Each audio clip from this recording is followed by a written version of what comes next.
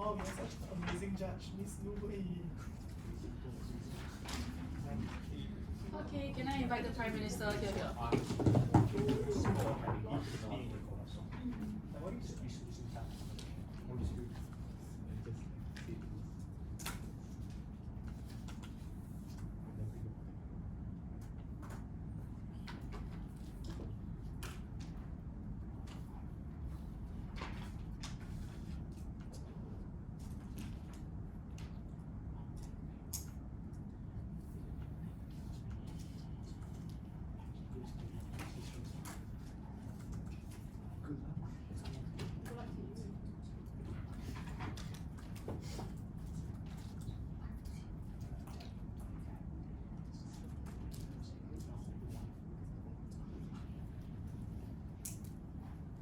Prime Minister?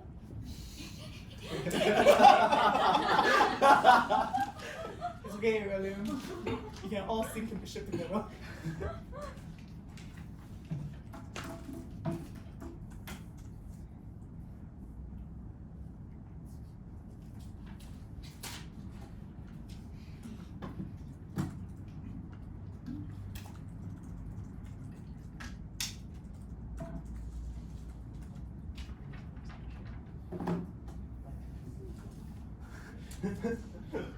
Memes.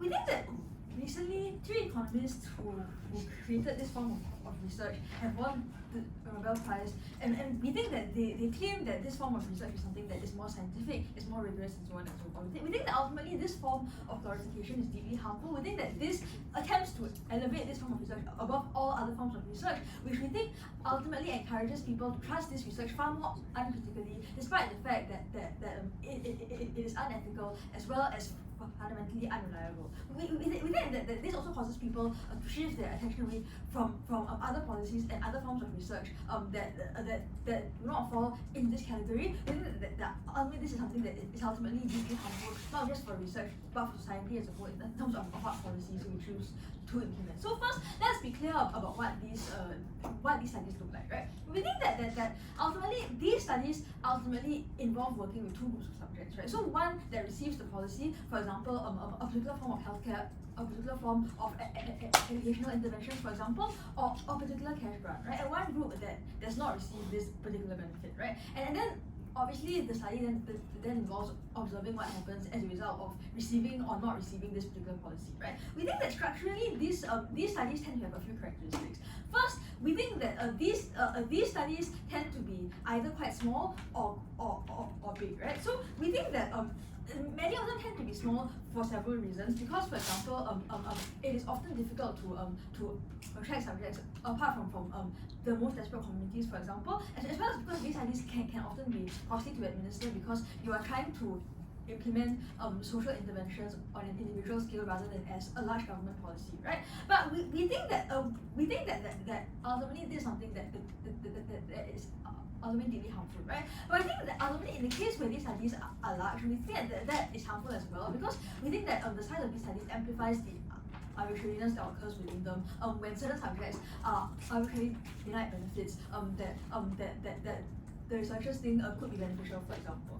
We think that furthermore, these studies often also involve recruiting those from the most desperate and from the most vulnerable communities to take part in these studies, luring them with the promise of receiving these benefits, for example, that these people often believe could be transformational in their lives, right? This often involves things like going to the poorest areas and the poorest communities, for example, and recruiting these people.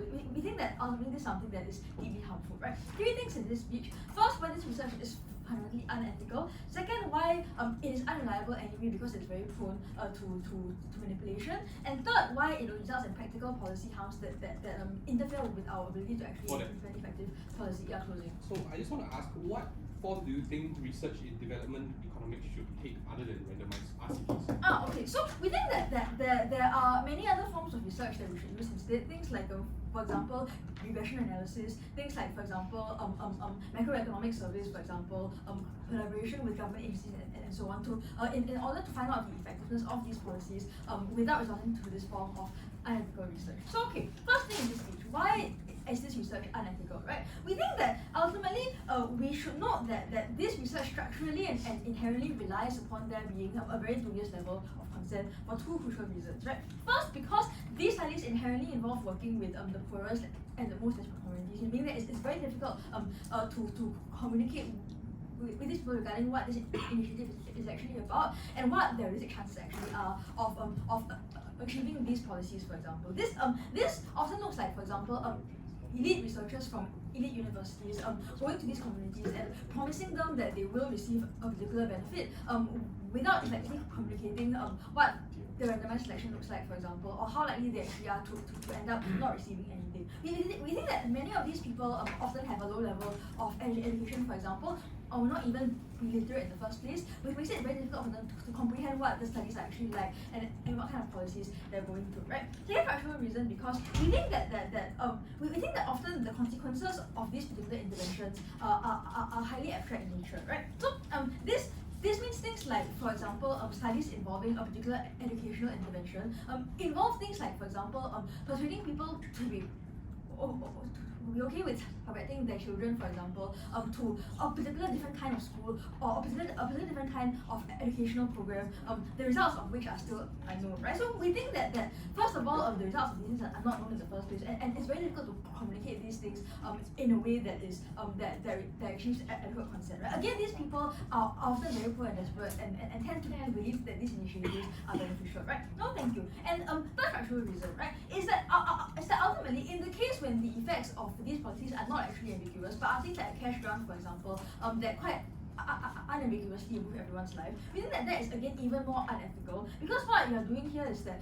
you are arbitrarily giving some people a benefit and depriving others of it within the same study, when all of these people signed up in the hope of receiving this benefit because they are desperate for the benefits that this brings them in the first place, right? So we think that ultimately the effect of this is that there is simply a lack of consent, and we think that these studies are shrouded within secrecy that is very difficult for these people in these communities to understand in the first place, right? So okay, second thing in this speech, right, why these studies, apart from being unethical, are also simply unreliable in the first place, right? We think that ultimately these studies are very vulnerable to manipulation for ultimately three factual reasons, right? First, because there are ultimately very few researchers who are able to allocate the kind of resources involved in this, which we think that means that there's a lack of oversight, right? So it's very difficult to actually oversee what these researchers are doing, right? Second, we think that there's huge pressure for these researchers to deliver groundbreaking research, for example, which means things that like for example, either manipulating the data or actually pressuring subjects within the study to answer surveys in a particular manner, for example, or in order to prove that this initiative is effective. This is again very easy because they are often directly involved in things like administering surveys, for example. So again, this means that the data is not reliable, right? Third factual reason, right? Because we think that even if the researchers themselves don't manipulate the data, we think that ultimately the fact that people themselves in studies know whether or not they are in the control group or not means that they are themselves able to predict what researchers are looking for, and therefore they are able to attempt to do things like, for example, answer the survey in the way that they think is ultimately correct. And the fact that this is often done in small local communities, for example, means that it's very difficult to generalize these studies to a large level, right? So they think that ultimately this is really harmful. So starting very fast, right? So we think that ultimately what happens here is a number of harms, right? First, we think that people become less skeptical of studies that have been policies that have been backed up by these studies, and comparatively more skeptical of policies that are not, right? So this means that they become more skeptical of things like macroeconomic policies, for example, that inherently can't be tested through RCTs because they are macro in nature, and this means that there's a structural bias against these macro policies that could actually help, right? So second, we think that this takes attention away from more ethical forms of research, like regression analysis, for example, and thirdly, we think that this also incentivizes the crossing of ethical boundaries in research in the future. I think that this praise on vulnerable communities should go with OG.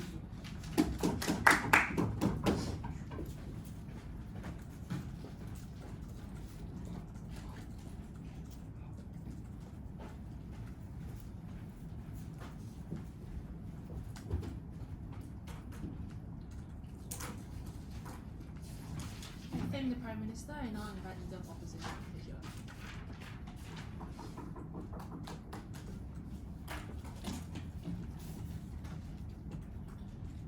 Three things in this speech: model, refutation, substantiation. So first things, right, let's go on to what exactly we're going to talk about in today's debate with regard to this random allocation.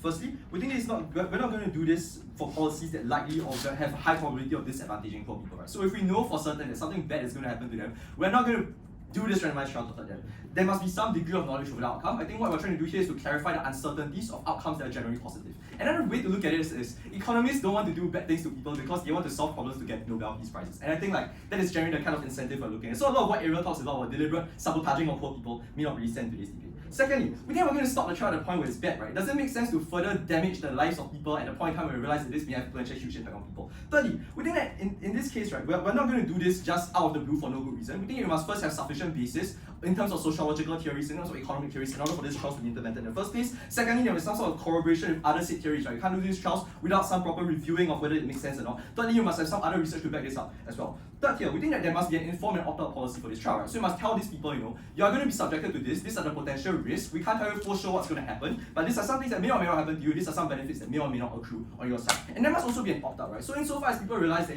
this is a terrible deal, they should get to opt out of it. Or if it starts, adversely affecting their lives, they should have a right to opt out of it. Finally, we think that there are also going to be independent reviewing committees and ethics committee to ensure that there's some degree of equity within the program, right? So they came and talked about things such as how there's no true consent, how regulation may be bad. We think that these are all fundamentally problems with feasibility, as opposed to problems with regard to the methodology in the end of itself and how it's good. And I'm going to argue why comparatively on our side we're better able to achieve reliance if reliance even is an end goal in the first place. Yes, sir. Well, this is a regret motion. We've explained why there are structural incentives to act on the glorification in a way that's manipulative. Because remember, these are MIT and Harvard researchers that don't honestly give much of a fuck about the communities they're testing these environmental policies on. Sure thing, right? But we think that the main goal of research and the main reason why you set up new methodologies is to pave the way for better forms of methodologies in the future to create better avenues for people. We're going to talk about why economic policies and economic experimentation right now is fundamentally problematic. Later on, so listen up for that. So lastly, we think that the main thing we're trying to solve in today's debate, the main outcome of today's debate is to reduce the effects of poverty on people, right? So we think poverty is a difficult problem. It's one that's fundamentally expensive and one that's problematic. And we think that experimentation in this case, our burden of proof is to show why this form of experimentation does more harm than good in the future. So I'm going to move on to refutation with regard to what Ariel is trying to talk about in today's debate. She said a few things, right? Firstly, it's unethical because there's no true consent. A few responses to this. One, even though the consequences are abstract, we argue that there's some degree of probability of knowledge of this thing, which is not significantly different from other things such as taking investment loans, for example, or such as deciding your education or career in the future. We argue that no full knowledge does not indicate no consent. And insofar as affirmative consent is given, people are consulted. We don't think this is necessarily a removal of consent. Secondly, the argument is unfair if one person gets the benefit but other people don't. One, we argue this is already a net positive outcome. We think this is better. Secondly, if this thing is verified in the first place, we can then implement this policy for other people in society, including the ones who are in a negative trial group, which would result in accrual of benefits for them. Thirdly, they argue that a lack of so we think this is sufficiently due to the idea of a lack of consent. Secondly, talk about how it's unreliable, right? A few things on this. Our burden of proof in this debate isn't to show absolute reliability of these policies. It's to show how this policy is comparatively more reliable than what scientists and economists are currently doing in the status quo. And I'm going to talk about that in my substantiation. Lastly, policy harms. Realize this impact is derivative on the failure of this policy and methodology, as opposed to this methodology in and of itself. And therefore, we argue this idea is not in any way responsive or sensitive to the idea of glorification of these methodologies. If people screw it up and use it for perverse purposes, we punish them for it, not punish the methodology they're using. Moving to the case proper then. What is the problem in today's debate with economic theories right now, and why is it that this model achieves a better outcome? One, within a classical theory, economic theories given by old white people in their Amchais and shit like that have a lot of problems because they don't accurately indicate what society is like. And the problem with this is that other politicians and other economists in society currently use these policies based on theory and based on highfalutin thoughts of what society is like to craft policies for people in today's society. This is why, for example, Keynesian expansion policies are used in countries where you have huge bubbles in the economy causing lots of things crashing and collapsing. This is why people like America, for example, decide to use policies that significantly hurt people, even though there are many that this policy cannot really work in the real world because they're based off a certain degree of theory crafting, all these things, right? So in many cases, the comparative is that a gross miscalculation of what's happening in society in reality because you're using these policies and analytical tools without direct reference to society undermines the credibility and capacity for these policies to make it. And this is where I need to clarify something that's really important, right? I argue that it's inevitable that politicians will have to make a judgment call with regard to many of these things, right? Because you can't just go out there and say, we don't know enough, we're not going to craft our economic policies. Policymakers will have to make a choice and make a decision to craft things. And insofar as the problem in the current society is we don't create experiments that accurately reflect the ground condition of people, we don't think this can do. 3 systematic reasons as to why economic theory crafting cannot actually result to account for things in the world we live in today. One, we think that knowledge will never ever be comparatively higher than if you actually know what's going to happen in economy, because in many cases the parameters you use to structure your models and economic theories and hypotheses may not be accurate in the first place. Secondly, we agree in many cases the incentive structures of people on the ground is different, right? You can try to use your Bayesian inclusive curves to try to account for the kinds of different behaviors of people, but the reality in the situation is you do not know the very agents you're using, the agent-based models you're trying to forward in the models you have. And therefore we argue that stochastic testing of actual agents on the ground is always going to be more reliable than actual testing of people. And this is when we say, but we're not going to get sufficient amounts of people for this. Well, we think that A, your economic models of random numbers based on electrons is going to be significantly less people than actual real people. B, having actual real actors in this it's already more than what they're going to do in this debate. And 3, with regard to this, right, what is it that is able to achieve things as well? 3, we think we're able to track the progress of these people, right? What these economic models tend to do in society right now is they're able to give you long-term holistic analysis as to how this hurts people in long term, right? And arguing that because economic systems are fundamentally stochastic as opposed to empirical in nature, we think that like Ariel's theory plays a huge role in deciding the outcomes of things, and small variations in quantities can significantly change the outcomes of things. Because of all these reasons, existing methods of trying to test things simply doesn't work and results in policies that are less accurate. Why does a policy do good things, right? This is where I move into positive impacts. One, we think it's the potential to improve the accuracy and sensitivity of theories, especially to poor people in society today. Because all white men may not know much about these people in the first place, actually testing things on them can benefit them. 2, we think that even if we accept that in today's society, like not enough is being done, we think that just because one instance of Harvard and MIT professors doing it doesn't mean that other people can do it in a way that is right? So even if we believe that at first this may not be something that is good, we think the act of glorifying now increases the potential for it to be better in the future. Why is this so? One, if we establish this as a legitimate school of thought and legitimate methodology, this creates incentive for academic communities to go in and start putting on regulations, right? Because you don't want to massify a certain form of doing things in society and not add any sorts of checks and balances to it. So we have an increase in frequency of using this, also correlates to an increase in frequency of increasing the ethical and safety standards of these things. Secondly, we think this increases the attention towards details and towards the limits of economic in current society. Where there's a certain degree of arrogance and pride when it comes to economies in society today, we are kind of tell that economy can solve the different social theories that exist in society. What we're able to do comparatively on our side is to prove these people wrong, right? Because we're able to give them objective empirical analysis as to why certain economic theories just doesn't make sense in the face of reality. Insofar as we allow for a better falsification of process, insofar as economics is social science whose accuracy is premised upon empirical evidence and empirical accuracy of modeling, we are going to say better able to result in better policies in the long run, that's more equitable, and increases the rates of solving poverty for society. Because all these reasons, it's worth opening opposition. Thank you, Allah, and now thank you.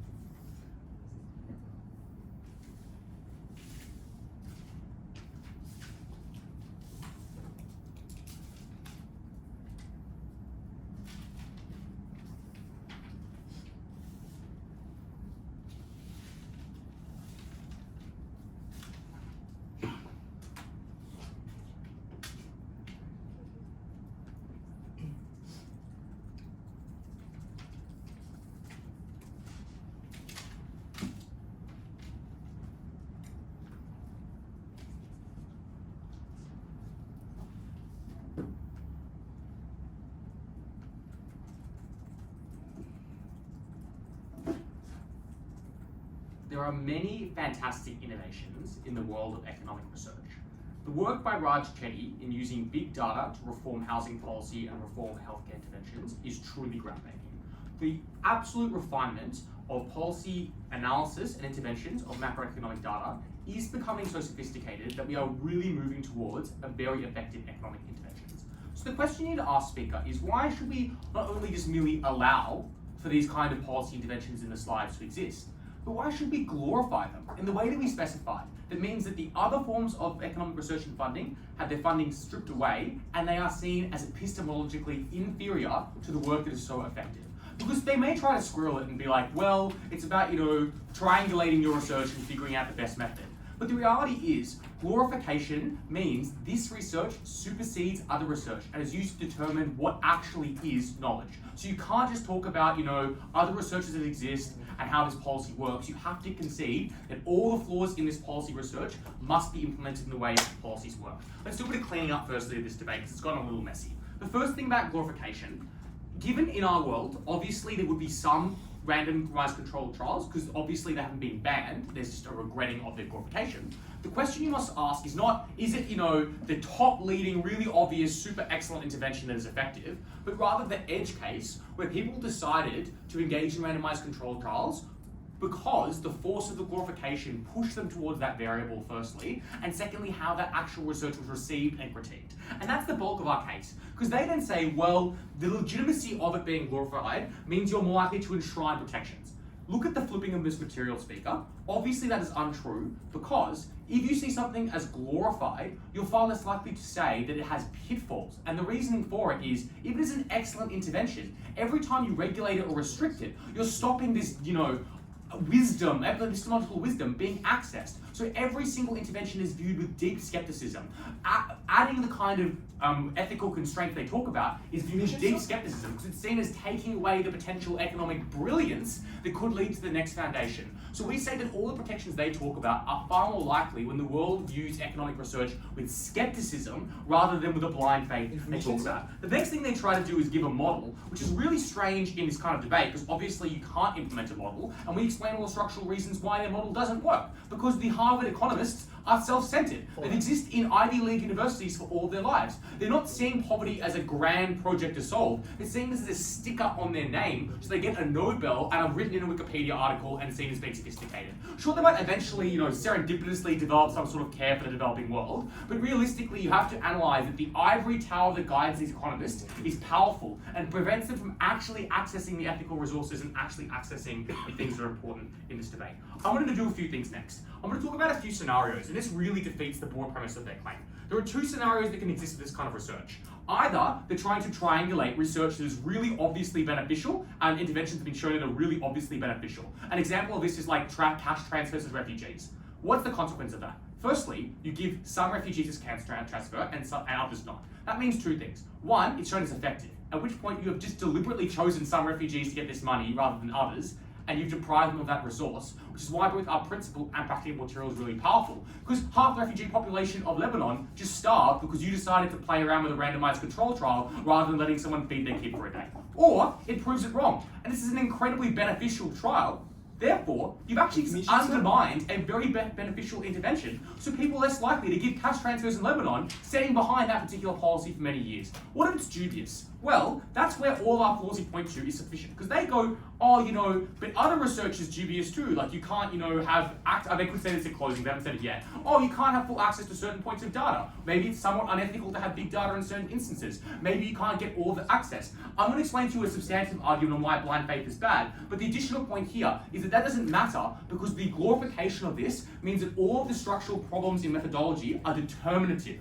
A determinative speaker. It means that one test where the answer is wrong is extrapolated onto all other tests. The fact, as we told you, economists are likely to falsify data. Economists and methodologists can't actually extrapolate this because it's one small community, or it's a big community and you're depriving millions of people of resources. But it's probably a small community, which means that you don't know, like them being an Islamic community, or that community being particularly communitarian, or that community being made up of more women than men, could be really important in determining is healthcare important, is education important, etc. So the end point of this is either you're depriving people of really important resources they otherwise wouldn't get, or you're getting incorrect conclusions. And that has devastating consequences for countries for generations to come. Policy interventions that would have saved lives are now left on the sidelines. The next thing they say is, well, it's not different to investment or any other form of contract you take. But the specific power imbalance we talk about means that people are coerced uniquely, because their poverty means they can't actually consent or conceal the harms or potential benefits of this policy, unlike people in medical trials who often have to pass certain baseline conditions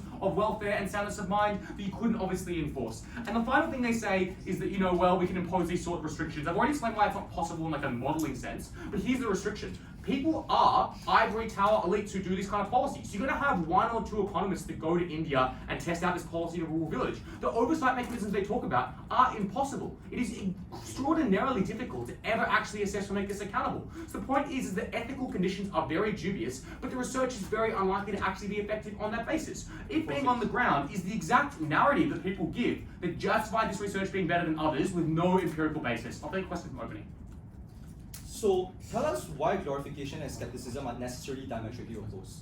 So why blind faith? The answer for that is that something is glorified, it is seen as the top, and it is therefore seen as something that is the best method. So you can have some skepticism, but it's a comparatively lower level of skepticism. Obviously, it overrides other methods. As I'm about to explain, secondly, because of the specific rhetoric that you talked about in your speech, it's seen as scientific, it's seen as it works, it's seen as effective. So what that means, therefore, is it puts power in the hands of technocrats in developing countries. That's a really harmful thing, because in developing countries, the democratic institutions that exist are relatively weaker, which means the capacity to corrupt a certain state is more powerful. So if you argue you're from a particular economic or social strata, and you are the one performing these particular trials or tests in certain instances, you are now empowered under this policy, because you're the one that performs the trial, or you're the one that acts the trial. So this is an anti-democratic argument, because when you have this kind of fetishization of technocracy, it means people are more likely to trust those kind of individuals. In our world, people don't glorify either way. They're skeptical, because they know that, there are problems with economic research, there are problems with surveys, so they don't. They defer to their judgment. They defer to what is fair and what is right. And Speaker, that is far better, because I think it is better for the people of Africa, the people of Asia, the people of developing countries around the world to determine their own path out of poverty, rather than a few elites in an ivory tower that frankly have no idea and do not care about the real lives of people in those worlds. That is why we are proud to propose. Yeah.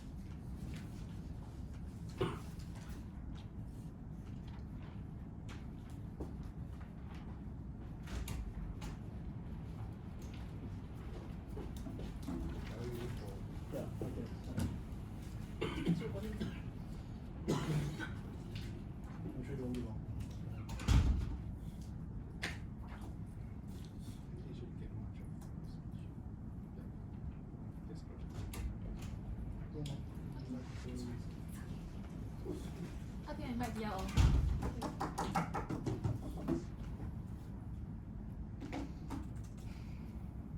We don't think that glorification of these trials means that these are necessarily good and there's no need to improve on it, right? We think glorification actually means bring this kind of behavioral economics onto the main stage and encouraging people to further conduct checks and balances and to improve the methodology involved in it. So if the other side is actually worried about skepticism, we think we actually best solve the problem, right? Because at the point in which you have Nobel Peace Prize prizes awarded to people who study this kind of randomized control trials, we think we encourage people to further expand on this field. Because now you're saying that it's an up and coming field that needs to be further developed upon.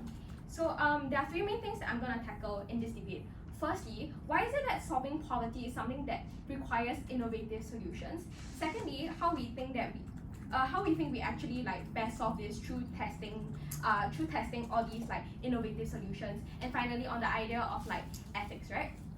So firstly, what does it actually take to solve poverty? Recognize on their side, they try to tell you that solving poverty seems to be a fairly easy solution. When they told you about when they brought out the idea of deprivation, right? When they told you about how giving cash cash grants is necessarily a good thing, but recognize if these solutions are seen as a priori goods, they will already be implemented in the first place. But recognize that poverty is an extremely complex situation, right? It's not something that you can just solve by giving people money, because there's a lot of conflicting theories that need to be tested out. We give you the example of conditional and unconditional cash transfers, which will be better, because we think there are very compelling arguments to believe in both. For example, if you give unconditional cash transfers, maybe like families who are poor can actually make like better decisions as to like how to like secure their needs. But on the other hand, you could also argue for conditional cash transfers, because you could argue that the state knows better and can compel policies like mandatory education to further encourage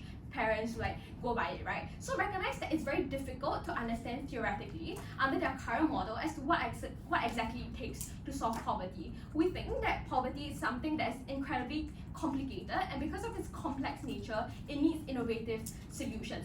Current solutions are simply not working. We need to try test all these solutions for it to work. So therefore, then their side tried to say that then we are saying that current methods are currently epistemologically inferior, right? We think what we are saying is that current methods are insufficient in solving these problems. So if their side really wants to push for that, we say fine. We think that current solutions are just not enough to solve the problem. Because when they talked about rich white people and their ivory tower, exactly, we think that this is the problem that we want to solve in status quo. Because it's very easy to talk about poor people in theory, right? From your ivory towers, if that's if we're going by their characterization. That's why status quo doesn't work. They simply don't understand. So yeah, we accept the trade-off that we're seeing that other methods are currently inferior. So moving on to the second area of analysis, how does our side actually solve this problem? Before that. Oh yeah, sure. So we never said it was about abstract theorization. The clear comparative trend is of macroeconomic analysis and big data analysis. Can you please engage with our OG push rather than a kind of Keynesian analysis that existed in the 60s but not in 2019? Yeah, sure. Firstly, I'm not an economics student, so I don't really understand what big data analysis looks like. But I think what I can derive from it is that you need data for it to work. If we're talking about how you need innovative solutions to poverty, then you kind of need the data to perform regression in the first place. Then so yeah, sure, we can have big data analysis, but we think you need to actually collect the data through these randomized control trials in the first place. So yeah, this ties in really nicely to my second point, right, on how you need to test solutions. And this is where they brought up the idea of big groups and small groups. So on the idea of small groups first, right, we don't necessarily think that having a small test group is not a good thing, right? Because small test groups means that you're more sensitive to the nuances that are involved. But even if they say they're not necessarily a good thing, recognize that randomized control trials are guided by very important academic standards, right? It means constructing hypotheses, conducting the trial, and when you get the conclusion, you retest your hypothesis, right? So this is not behavioral economics. It's not something that draws broad overarching conclusions based on one individual test. So we think that this is a misrepresentation on their part. And then they try to tell you about how big groups won't work because we're actually hurting society by actively depriving them of certain things. But recognize if we knew that something was good, we would have already implemented it. The point is that we don't know whether something is good or bad, so we don't think that there's actually an ethical fault in this case, right? So how does our side actually solve this problem? Like what we said, if you want to perform data analysis, you need to collect the data in the first place. And this is where I respond to their point of a manipulation, where they say how there's a lack of oversight. Now, if this is a problem, we think that this is more likely to happen on their side, where people don't really care about randomized control trials and take their outcomes as a be-all and end-all. In fact, we think that when you glorify a few, you're actually further expanding the area of study. We don't think this means taking away the brilliance. It means ascribing the brilliance, the potential that comes with randomized control trials, and encouraging people to further develop on their methodology. So don't buy into the argument that we are causing people to get blinded by the shininess of all these randomized control trials. And they told you about how you can manipulate survey responses. We just think that this is not true. A lot of academic work is conducted through trial and error and mutual checks and balances. And this is something that we don't think is an exclusive problem to randomized control trials anyway. Yeah, so we think that this is how our side actually best solve the problem. So on the idea of ethics, right, where they told you about how we are depriving people of benefits, we think that this is extremely insensitive to the nuances in the model that David brought up to you. So don't buy the idea that oh, we shouldn't have a model, because like that's just really strange, right? We think outside deconstructed what randomized control trials mean to like show you why we think that the problem of ethics is just not going to come about. Recognize that randomized control trials happen when we don't know whether something is good or bad. David also told you about how if we saw that there are active harms that are being like inflicted on people like within these control trials, we will stop it in the first place. So we don't think that the ethical issue is actually going to be accrued here, as their side wants to say. But even if we agree that like some people are deprived of benefits, we think that the long-term benefit that comes out of having these trials means that you have concrete justification for certain policies and measures. So even in the short term, if you deprive people of these benefits, now we actually have the very ammunition needed, saying that hey, we have hard empirical evidence instead of using theories, and you compel governments and like organizations to actually spread these benefits in the long term. So even if we accept the short term like ethical trade-offs, we think in the long term we actually best help people in the long term. For all these reasons, I am so proud to oppose.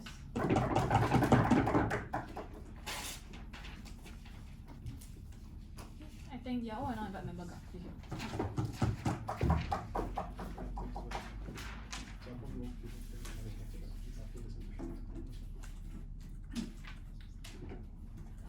I admit to having made a mistake when I selected political science as my major, and the reason behind this is that I don't understand research methods. So this debate and our extension is going to be very simple. We're going to talk about the structural differences between randomized control trials and existing methods of improving and alleviating the plight of the poor, and we're going to explain why we think randomized control trials present a specific ethical problem and question that should never be something that we subject individuals to in the pursuit of more utilitarian outcomes. The first thing I want to know is what exactly are these structural differences? I would suggest that randomized control trials presumably or possibly can potentially be seen to have certain implications when it comes to its conclusion with regards to whether or not policies are more useful and successful or less useful and successful. I don't think the distinction that Ng Min tells us about whether or not things are successful or not, because I suggest that things like UBI, for example, have immediate benefits to the individual that are quite tangible. The question then of the randomized control trial is whether or not these things can present a large enough benefit in the long term that makes it so-called justifiable in order to have those outcomes. So I think that's the first clear differentiation that we must make. What then was the alternative model? I think OG doesn't actually tell you what exactly the model is beyond saying that there's a lot of data that they don't know where it comes from. We suggest that what happens right now is actually something that's a little bit like a trial and error. So people theorize and then they do the policy and they sort of wait for the results to come out, and in general, if like the plight of the poor as a whole has improved, then they see that as a success and they try to then go back and figure out what those factors were that led to that success. Why do we think that our method is significantly better? What is inherent in a randomized control trial is the intentional deprivation of a group of individuals in the hope that there will be better utilization of resources in the future. No, thank you. So this therefore means that what you are trading off right now is the guaranteed deprivation of the individual in exchange for what they hope to be more efficient allocation of these resources for the poor in the future. There are a few reasons why we think this is problematic. The first thing I want to note is that beyond the things that OG says, we suggest that the concept of being poor is something that is inherently subjective and cannot actually be seen from a randomized control trial. So they might attempt to find different control groups that they think are very similar, but we suggest that the subjectivity of being poor lies in things like psychological factors as well as structural factors. What this therefore means is that it is impossible to have regulations on consent that opening opposition suggests is possible, because the very idea and knowledge that you are part of a randomized control trial necessarily skews the ability of these individuals to be able to act as proper test experiments for this. So why exactly is that bad? We suggest then that this means that these individuals are being left in the dark about why exactly their plight is being forced to continue. No thank you, I'll take you at like 4 or something, right? But this therefore also then means that you are not able to actually understand or do any sort of qualitative research on the specific differences that might exist between the different control groups that you are talking about. We therefore suggest that even if you wanted to replicate these randomized control trials in a different manner, the results that you get are always going to be inherently subjective and don't inherently tell you the reasons why certain policies exist or don't exist. If that is the case, then we suggest that this is bad. Why is that so? Firstly, we don't necessarily think, no thank you, that this will actually give you generalizable policy prescriptions about what will result in a more efficient allocation of resources in the future. So for instance, if you improve the public transportation of a certain poor neighborhood and you don't improve it for another, or you only improve it to a certain extent, then it's not entirely certain why exactly, like when you can see that perhaps one of them is more alleviated than the other, it is not generalizable to the rest of society because they live in very different contexts and you're not sure whether on a macro level these are policies that will result in the same numbers that you wanted. Note that in this debate we're dealing with like extents of improvement, not necessarily an absolute lack of improvement, because presumably there must be a theory behind it that suggests that this is good for those people as well. So we don't think that you actually create hard concrete evidence or are able to create conclusive findings of how much more benefit you can get as a result of this randomized control trial. Why then do we think that this is bad? The first thing I would say is that if it is not guaranteed, what is absolutely certain right now is the definite continued suffering of the individuals who are who are left in that intentional deprivation that you have created for them. And also note that in order for your particular experiment to be successful, you necessarily need to stop it from entering to these areas as well, because you want to reduce the amount of variables that exist within the areas in which you're using as a placebo control group. So this means that you become quite implicit in the generation of more poverty and more suffering on these individuals in a manner that is completely unnecessary, because you would have alleviated their suffering even if not to the extent that you wanted to. Yes. If there are countries that you don't really know and you want to try and do trial and error, don't you think it's better to isolate a single factor rather than just keep continually having cases? No, but that's what I'm trying to say. I'm trying to say that you just can't isolate those single factors, because the entire point of being poor is that it's a result of a confluence of factors that also affect things like the way you look at the world, psychological factors, and etc. You just can't make those control experiments in the way that you wanted to. But secondly, also it's up to the state, right? So what then is our alternative model to prevent this unnecessary suffering? We suggested that the best possible method of poverty alleviation, and also the fairest one, is one in which we aim to increase access to means of uplifting yourself to poverty. This means things like, for example, even if incredibly expensive, creating transport railways to rural areas that allow them to access urban centers to find jobs. This involves things like, for example, giving out literal cash grants to the poorest individuals, ensuring that they have free education and etc. Even if you're not entirely certain whether or not there's going to be massive benefits that result from this. The reason for that is because we think this is the most democratic and fairest way possible to ensure that we're able to discharge any moral obligation that we might have to ensure that these people are not put through unnecessary suffering, whereas the entire model and structure of the randomized controlled trial necessarily requires that to be a factor in order for you to gain the kind of outcomes that you want. So we suggest that when it comes to wanting to alleviate the poor, it can only be legitimate or justified if your end outcome doesn't contradict the means of getting there. So if your end outcome is to ensure that people don't suffer unnecessarily as a result of the randomness of being born poor, then you cannot at the same time tell us that in order to get to the end goal, you want to ensure that people remain in those situations of unnecessary suffering, which is guaranteed for an uncertain future in which they may potentially be greater alleviated later on. We think those are things that are significantly unfair. The last thing I want to do with this idea of how political capital is increased because of conclusive evidence for the poor. I would suggest that the unfortunate reality of the world that we live in is that when you want to fight for alleviating the poor, you're going to have to do it as a state that has an inherent interest in the poor. It is difficult to convince individuals with random tests and random numbers why exactly they ought to give more money there. So we think the circumstances that allow for poverty alleviation tends to be other things that don't actually have to do with the efficiency of certain policies, but rather things like empathy and sympathy towards the poor, which is what we defend. We're happy to propose.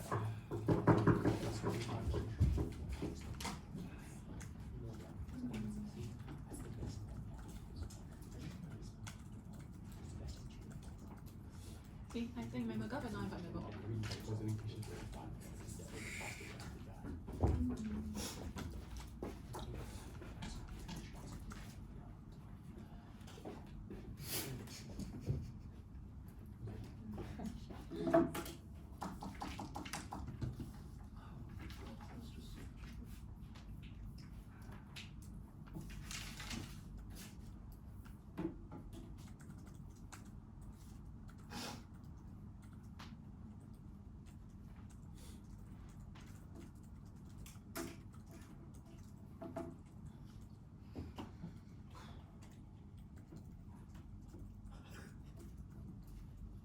When it comes to poverty alleviation, the reality is that we have two big problems, none of which the glorification or the recent Nobel are going to solve.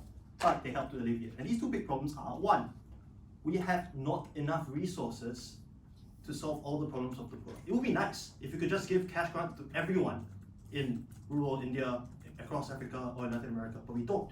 So we need to figure out where our money is best spent. Second problem is, we are really bad at implementing policies because we do not know what the people want. It is very difficult to have these sort of manpower resources to go down and do ethnographic studies on everyone to figure out what each community wants. RCTs bridge these two gaps by telling us what works in specific instances and by listening to the people who receive aid. First thing I want to talk about is about trends in economics, because what I think is also true is we structurally don't care about, in economics, the people who receive interventions, and that makes economics worse. To the extent to which economists remain powerful, they craft policy which then affects the poor. We think it's also important to think about what the glorification of RCTs does within the economics profession. Because note that this deals with Connor's material about how, but it's bad if we glorify one thing above other things. It misunderstands what is currently glorified and what the current state of the economics profession cares about. I listened to a speech from Duflo about the economics as plumber. And the problem with the economics profession now is that it cares a lot about models and top-down analysis, these sort of macroeconomic analysis and big data models that these guys say they want to do. Or the closing opposition says, well, we know what the right answers are already because we've done the thinking in our lab or our office, something like that. So the problem is, economics profession, for the longest period of time, has cared about these theories, has cared about using data to justify these theories, and so on and so forth. At no point have they figured out how do we actually implement these theories in really almost ways that are trivial to them. So, for example, they do not think about how the intervention actually works on the ground.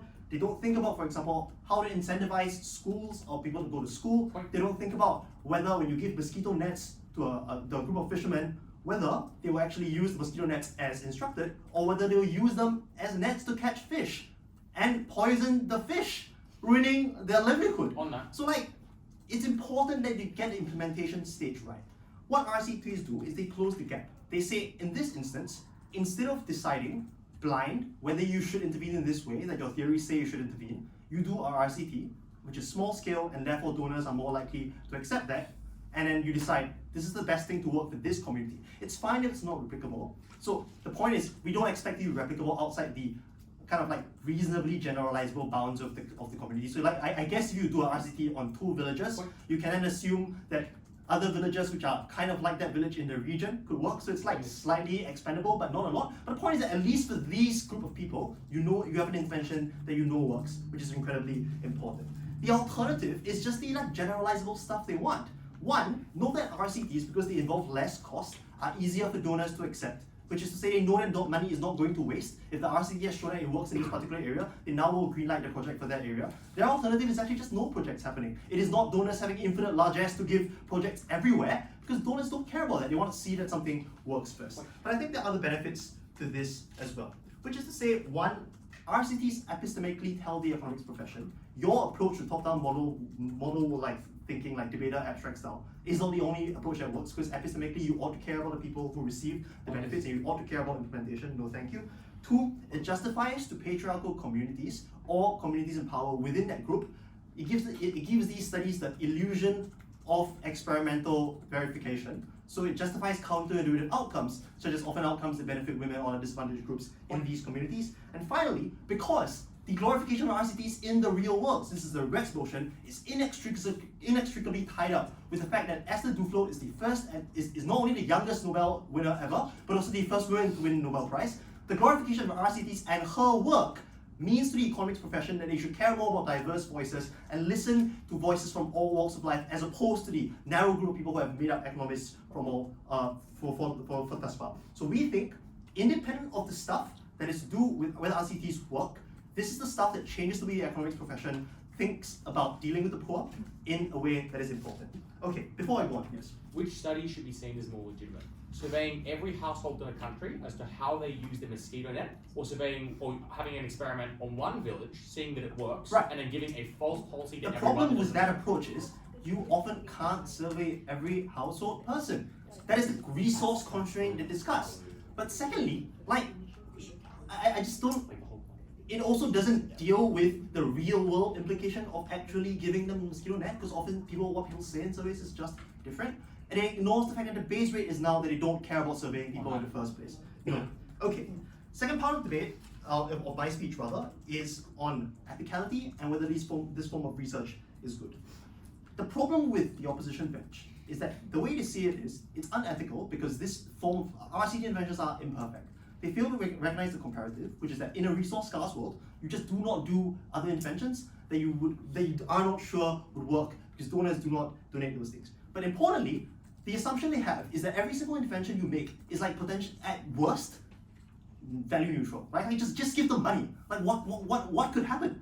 But I already stated there are many instances in which the intervention is not just value neutral, ineffective, but it is actively bad. If you give fishermen mosquito nets and you do not tell them how to use them, fishermen will use the mosquito nets to fish with.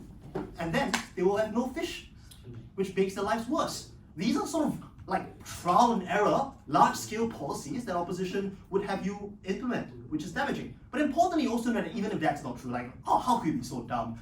Like, it's a question of opportunity cost, which is to say, a less efficient intervention, if magnified across like all the villages rather than some villages, is a lot of money wasted that could be better spent elsewhere.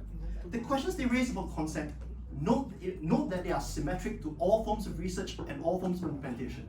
That is what opening points out to you. But importantly, what we also think is true is that these things are not just true of like decisions we make, but also true of the way in which we receive government policy. The thing about glorifying RCTs is that it tells these government economists, who anyway are making decisions non-consensually for the poor anyway, that they ought to take the poor's voices into account when making these decisions, that it's an extra policy tool they can use to assess what actually works in different circumstances. We don't think these RCTs are unethical in a deep fashion. They are the form of research that actually allows the poor to communicate their preferences to researchers, and that's why we think we stand behind them.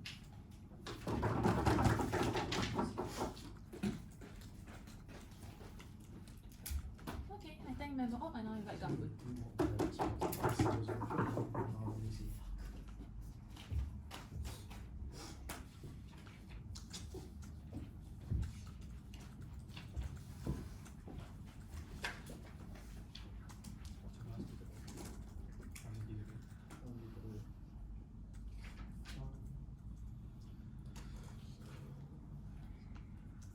Poverty can never and should never be subjected to the form of experimentation that promises a positive transformation in the lives of these individuals, but in reality leaves them in abject destitute. The first thing I just want to do as an issue of clarifying this debate and explaining why Sher May's extension was particularly important was that she was the first person that talks to you about the nature of the experimentation that comes from a randomized controlled trials. So this would necessarily engage with the argumentations coming up from opening opposition as to why the long-term change in ethical regulations that opening opposition envisions can never possibly happen when it comes to a randomized controlled trials. So for a randomized controlled trial to be effective, it has to ensure a situation of ceteris paribus where all other variables remain constant at the point in time where this experimentation is currently undergoing. That is to say, if you want to test the effectiveness of a particular policy to help the poor, you have to ensure that all other environmental factors or variables that may potentially affect the outcome does not potentially change during the course of this research. No, thank you.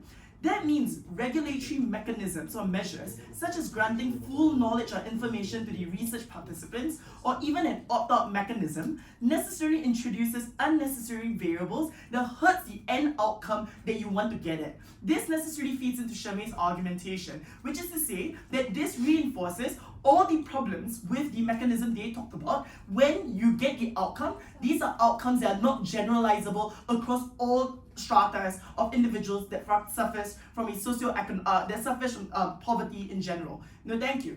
And that's why they were unwilling to defend the burden that they had to defend in this debate, which is a guaranteed deprivation that these communities necessarily have to face at the point in time when you want to test one particular condition. No, thank you. And in fact, you heard no responses coming up from Yan with regards to this argumentation. The upshot to this point is pretty simple. No, thank you.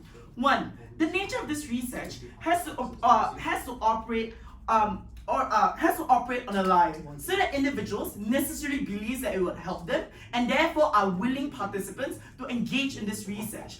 That is to say, with regards to the principal argumentation of consent, the child can never fully or meaningfully obtain consent because you need individuals to believe that this research in and of itself, within the process of the experimentation, can uplift their lives from the kind of conditions that they are suffering from. But the second thing that I want to talk about is that individuals can't possibly seek for help at any point in time as long as the help that is introduced within the community necessarily hurts the test. So when you want to talk about the whole like mozzie situation as to how like fishermen use the mosquito nets, it means that in situations where people actually want to inform them that these nets are supposed to be used as barriers to ensure that you don't get dengue, those are information that these individuals can't possibly obtain because for that child to work, we want to see how they use those mosquito nets. So in a comparative, I'd rather individuals don't die of dengue fever vis-a-vis hoping whether that solution is something that they can meaningfully understand on their own. No, thank you.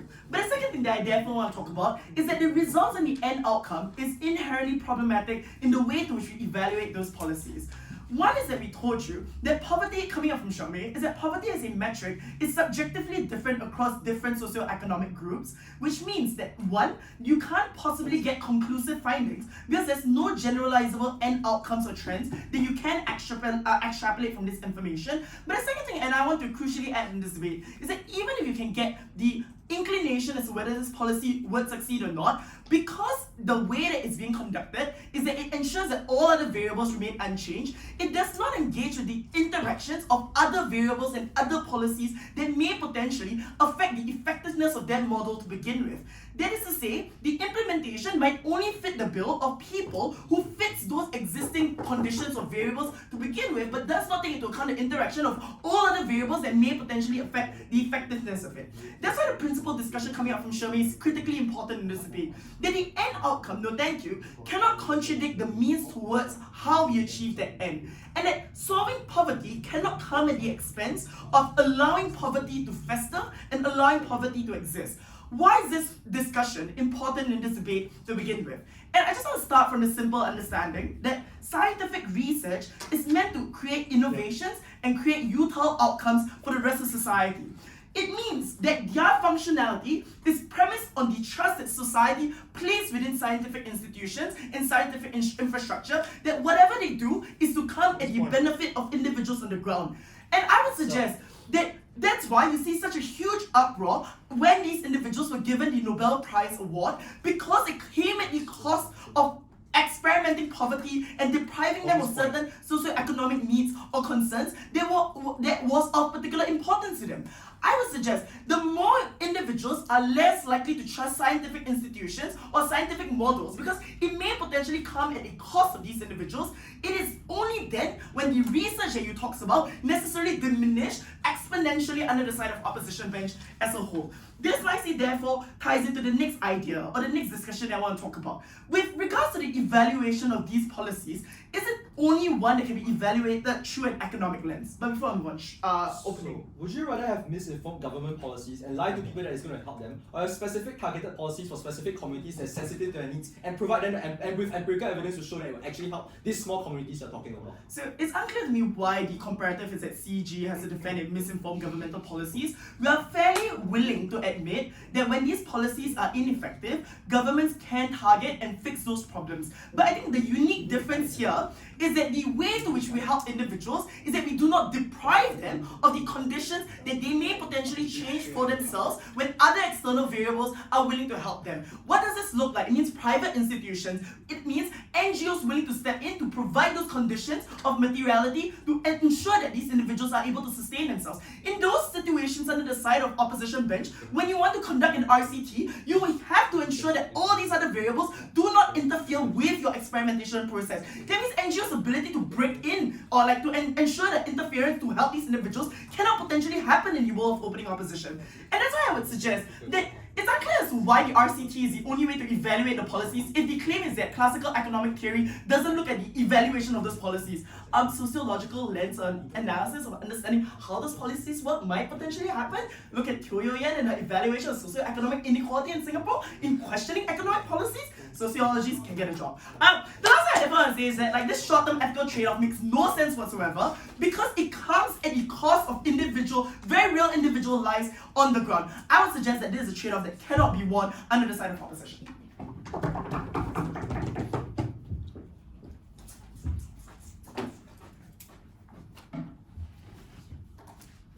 Yeah, you just start. I'm gonna pee. I got off it here.